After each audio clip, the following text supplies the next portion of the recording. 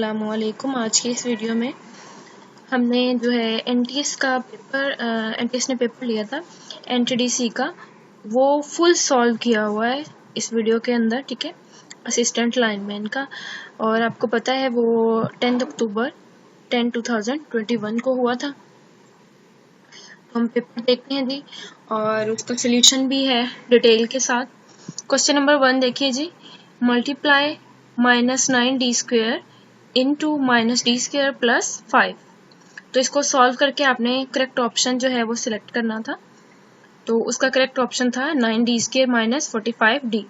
वो किस तरह से आता है, ये 9d² एज इट इज रहेगा, जबकि ये माइनस और ये माइनस, आपको पता है माइनस माइनस प्लस होता है।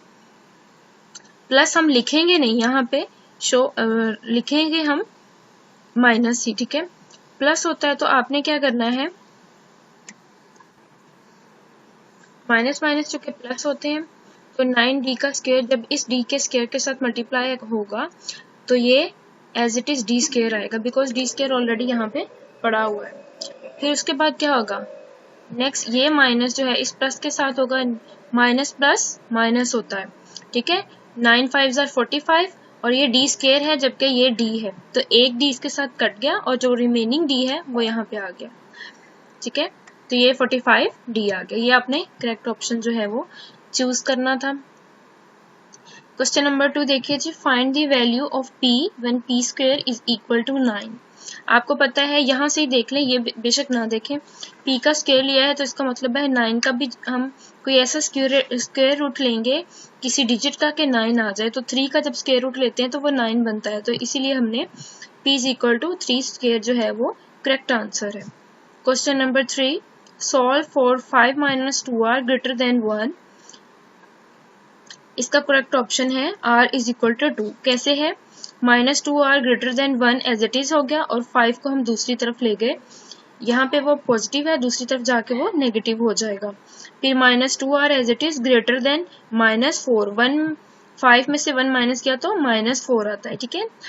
तो इस तरह ये 2 को जब हम कटिंग करेंगे, 2 1 ज़ार 2, 2 2 ज़ार 4, तो क्या होगा, r की वैल्यू क्या आ जाएगी 2, यानी इस 2 को इस 4 के साथ कटिंग करके काट देना है हमने। क्वेश्चन नंबर 4 देखिए जी, the coefficient of -2x is -2। Coefficient का मतलब होता है कि आपके पास यहाँ पे ये x पड़ा है, तो वो कह रहा है कि यहाँ पे जो डिजिट होता है ना आपके एक्सप्रेशंस के साथ, उसको हम कोफिशिएंट बोलते हैं। तो 2 यहाँ पे 2 3 4 5 6 ये सारे क्या हैं, कोफिशिएंट्स हैं। अच्छा, उसके बाद है x+3 इज, यहाँ पे x+3 क्या है, एक एल्जेब्रिक एक्सप्रेशन है। कैसे, एल्जेब्रिक एक्सप्रेशन के अंदर क्या क्या चीजें होती हैं ये आपको पता होना चाहिए। कोई एक वेरिएबल होना चाहिए और कम से कम एक जो है वो ऑपरेटर होना चाहिए। यहाँ पे x जो है ये एक वेरिएबल है और प्लस क्या है, यहाँ पे ऑपरेटर है।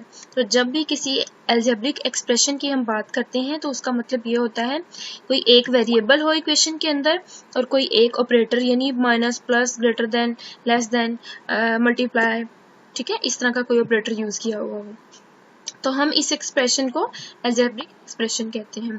Question number 6, find the parameter of rectangle whose length is 1 centimeter and breadth is 3 centimeter। तो वो कह रहा है कि आपने क्या करना है, पैरामीटर फाइंड करना है। अब आपको पैरामीटर का रेक्टेंगल, किसी भी रेक्टेंगल के पैरामीटर फाइंड करने का फॉर्मूला आना चाहिए, और वो फॉर्मूला ये है, आप इसको याद कर लें, P is equal to 2L plus 2W, यानी लेंथ और विड्थ इसकी। तो आप इस 2 को बाहर भी लिख सकते हैं अलग से, ठीक है। मैंने क्या किया, जो इसके अंदर वैल्यू थी 3 और 1 की, वो मैंने पुट कर दी, 1 लेंथ की जगह और 3 विड्थ की जगह। तो P इज इक्वल टू 2, देखिए 2 1 ज़ार 2 प्लस 2 3 ज़ार 6, तो ये 2 प्लस 6 प्लस 2 कितने हो गए 8। अब अगर यहाँ पे ये जो है ना MCQs, क्योंकि पेपर में सही तरीके से नजर नहीं आ रहा था, तो यहाँ पे अगर तो वो 7 लगाएगा, मुझे लग रहा था कि यहाँ 1 है, यहाँ पे यहाँ 7 है, तो अगर यहाँ पे 7 आई, यहाँ पे कुछ भी आ जाए, रेक्टेंगल का पैरामीटर फाइंड करने के लिए कुछ भी डिजिट्स वो आपको दे दे, कोई भी वैल्यू दे दे, आपने जस्ट क्या करना है, उन वैल्यूज को इस फार्मूले में पुट करना है, आपके पास पैरामीटर आ जाएगा। क्वेश्चन नंबर 7 देखिए, the word geometry means, geometry का मतलब होता है मेजरमेंट ऑफ अर्थ। ठीक है, ज्योमेट्री का मतलब क्या होता है, measurement of earth is a correct option. Next देखिए question number 8, if the sum of two angles 180 then angles are called, उसको हम कहते हैं सप्लीमेंट्री एंगल। जितने भी एंगल्स 180 तक होता है जो एंगल, उसको हम सप्लीमेंट्री एंगल कहते हैं। Question number 9, an angle whose measure is greater than 180 and less than 360, उसको हम कहते हैं reflex angle. Question number 10, number of subsets of x, y is, answer होगा 4। ठीक है, कैसे, यहाँ पे आपके पास दो वेरिएबल हैं x और y। ठीक है, तो हम क्या करेंगे, 2 का स्क्वायर ले लेंगे क्योंकि हमारे पास दो वेरिएबल है। 2 का स्क्वायर ले लेंगे तो वो आएगा 4। तो हमने क्या करना है, इसके सबसेट कितने बनेंगे, 4। कैसे, देखिए 5x, y, x minus Y. तो अगर आपको इस तरह का कोई भी क्वेश्चन आ जाए x, y, तो उसके आपने अगर फाइंड करने हो सबसेट्स, तो आपने क्या करना है, उन दोनों वेरिएबल को काउंट कर लें या देख लें कि ब्रैकेट में कितने वेरिएबल पड़े हैं। यहाँ पे दो वेरिएबल पड़े हैं, x एक, y दूसरा, 2 हो गए, दोनों का स्केयर ले लें तो आंसर आया 4। तो जो आंसर आया उसका मतलब है कि इतने सबसेट इसके बनेंगे, तो वो हमने बना लिए। आपने ये नहीं बनाना, ये तो मैंने आपकी हेल्प के लिए लिखा है, आपने जस्ट आंसर को चूज करना है। 4 बने तो 4 हम सिलेक्ट कर लेंगे। क्वेश्चन नंबर 11 देखिए, name the property number x plus y is equal to y plus x.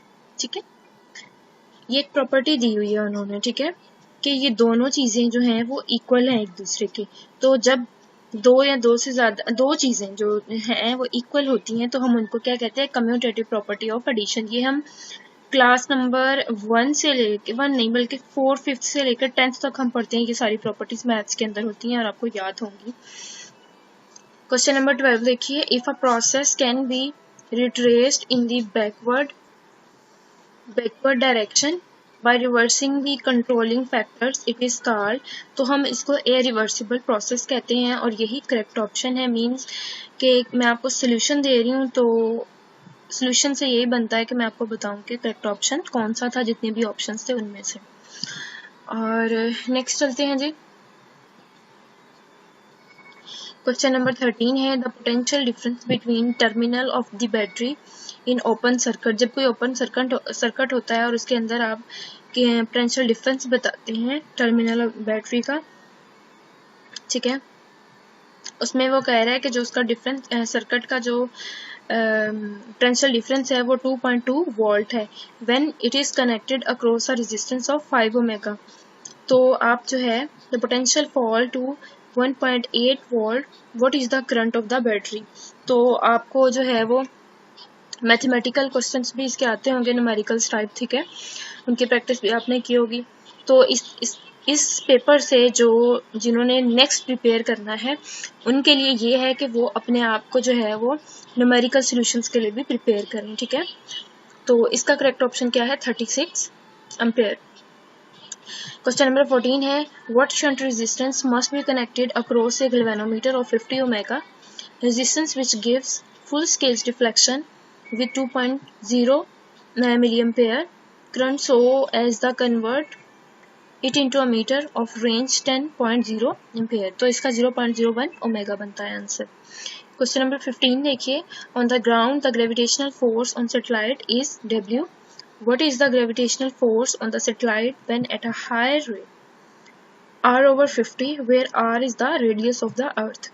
तो आपको इसका फार्मूला आता होगा कि जो रेडियस का अर्थ का रेडियस मालूम करने के लिए आप क्या करते हैं, ठीक है, तो इसका करेक्ट आंसर जो है वो 0.96 वोल्ट है। नेक्स्ट क्वेश्चन नंबर 16 देखिए, which one of the following is a property of a uniform gravitational field. तो gravitational potential has the same value at all points within it. तो जो gravitational potential होता है उसकी value जो है हर जगह सेम होती है। Question number 17, four particles independently move at the same speed in a direction perpendicular to the same magnetic field, which particle is deflected the most। तो जो an इलेक्ट्रॉन होता है वो ज्यादा डिफ्लेक्ट करता है।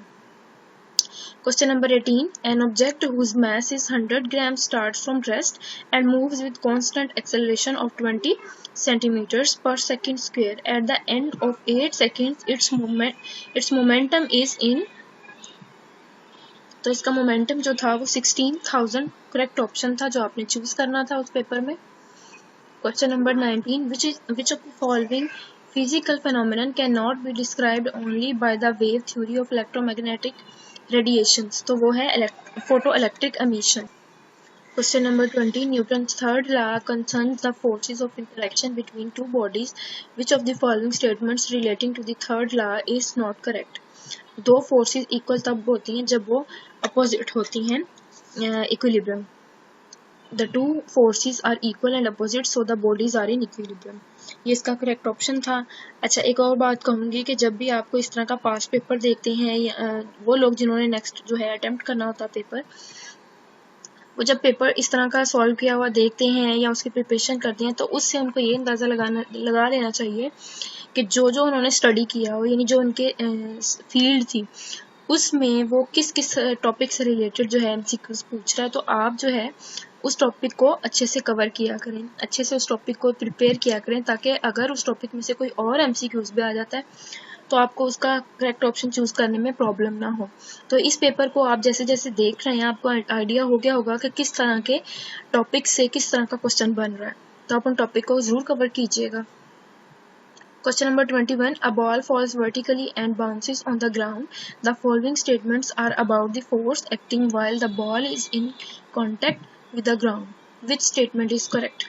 तो इसमें 2-3 statements थी जिनमें से जो correct थी मैंने वही लिखी है. The force that the ball exerts on the ground is always in magnitude and opposite in direction to the force the ground exerts on the ball. Question number 22. देखिए, a body rolling freely on the surface of the earth even comes to the rest because it suffers friction. Question number 23. Consider two equal resistors wired in parallel. What is the equivalent आना था, sorry यहाँ पे क्यों आना था, equivalent resistance of the two. इसका correct option मेरे पास नहीं मिल रहा था मुझे, मैंने काफ़ी इसको जो है वो गूगल भी किया लेकिन कोई एक एग्जैक्ट नहीं मिल रहा था. तो जिन्होंने अटेम्प्ट किया है वो कमेंट में बता सकते हैं कि इसका क्या एग्जैक्ट आंसर था, और जिन्होंने नहीं किया वो उनकी फील्ड है, उनका सब्जेक्ट है, तो वो इसको अच्छे से जानते होंगे कि इसका क्या आंसर होगा. Question number 24. A motor operates from a 120 volts electrical source and uses 4 amperes of current. What is the power generated by the motor? So 480 volt is the correct answer. Question number 25. Joule is the derived unit of energy. Question 26. The study of motion of a body is called mechanics. Question number 27. The value of Earth G outside the Earth is 9.8 meter per square. Question number 28.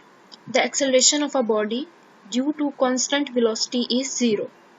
Question number 29.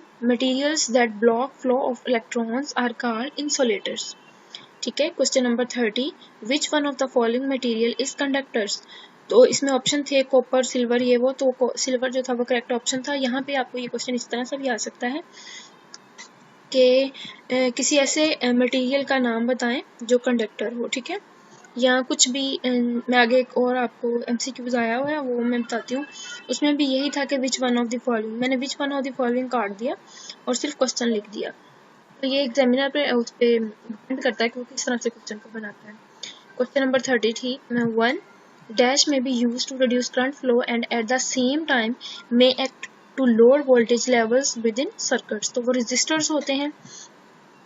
Question number 32. The behavior of an ideal resistor is directed by the relationship specified by Ohm's law. Question number 33. Practical resistors